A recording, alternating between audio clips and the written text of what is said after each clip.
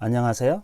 수학감각의 저자 왕세호입니다. 3월 23일부터 2주간 제가 집필한 수학감각 분수를 가지고 아이들하고 함께 실시간 방송을 좀 할 예정에 있어요. 100명의 아이들을 모아가지고 실시간 화상 강의를 할 것이고, 참여 신청자가 굉장히 많았는데 참여할 수 없는 분들이 있어서 유튜브로도 강의 영상을 실시간으로 방송할 예정에 있어요. 3월 23일 오전 10시부터 들어오셔서 이제 11시 반까지 매일매일 월요일부터 금요일까지 진행을 하니까, 우리 아이가 분수 개념을 처음 익힌다든지 또는 이미 익혔는데 잘 이해를 못하고 있다든지 확실하게 다지고 가고 싶다, 이런 경우에는 유튜브에서 왕세호TV를 검색하시고 들어오셔서 실시간 방송에 참여해 주시면 됩니다. 제가 사실 수학감각을 집필하면서 첫 번째로 낸 책이 이제 분수편이었어요. 왜 그러냐면 이 교과서에서 설명된 분수가 이 개념이 정확하게 좀 전달되기 어려운 측면이 있고, 또 아이들 입장에서는 이해하기가 좀 어렵더라고요.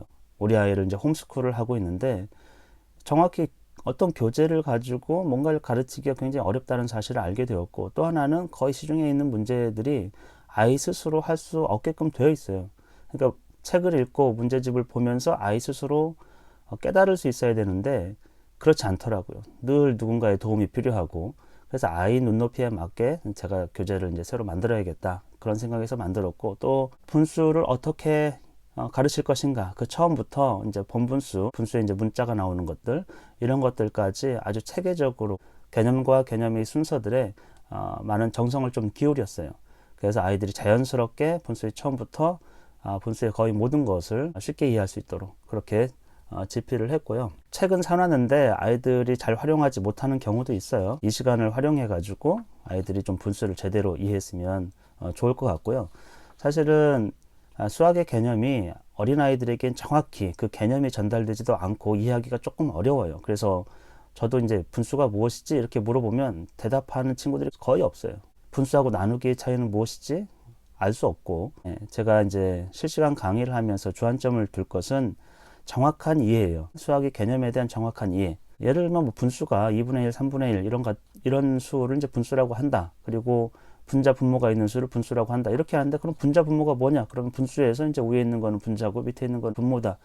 이런 식으로 계속 이제 순환 정의를 하게끔 되어 있다거나, 아니면 뭐 그냥 사례를 들어가지고 2분의 1, 3분의 1 이와 같은 수가 분수다, 이런 정의는 사실은 옳지 않죠. 근데 한 측면으로 이해는 할 수 있어요. 어린아이이기 때문에 그냥 어린아이가 어떤 패턴을 관찰해 가지고 이렇게 구성되어 있으면 분수구나, 이런 식으로 이제 보통 어떤 사물에 우리가 이름을 붙이는 것처럼 그런 방식으로 설명을 하고 있는 것이죠. 근데 그런 설명도 일측면에서는 필요하지만, 그래도 분수의 분이 무엇이고 어떻게 해서 그런 표현들이 나왔는지 정확한 설명이 좀 필요해요.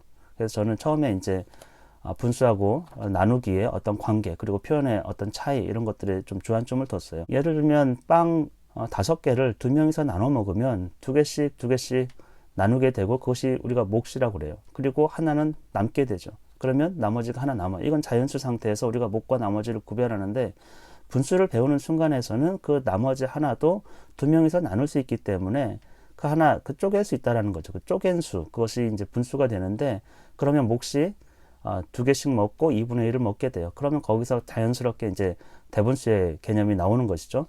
그리고 그거를 가분수로 표현할 수도 있고, 여러 가지 이제 개념 설명에 있어서 자연스러움을 추구하고 정확한 개념의 이해를 목표로 하고 있다. 그리고 부모님께서 가르칠 때도 이 교과서를 보고 교과서를 계속 앵무새처럼 되뇌이는 어떤 가르침보다는 정확한 개념을 알고 그걸 이런저런 방편으로 아이를 도와줄 수 있는, 정확한 개념을 알면 쉽게 도와줄 수 있을 거예요. 그래서 부모님도 함께 참여하시면서 이 수업을 들으면 좋을 것 같습니다. 그리고 무엇보다도 이 수학이 지금 굉장히 지겹게 되어 있어요. 사칙연산 자체도 굉장히 지겹게 아이들이 훈련하고, 그러다 보니까 분수를 이제 연습하는데, 연산 연습한다고 굉장히 지겹게 하는데, 그런 것들에서 좀 탈피했으면 좋겠고, 그렇게 안 해도 정확한 이해를 하면 수도 없이 그런 많은 문제를 풀 필요가 전혀 없다.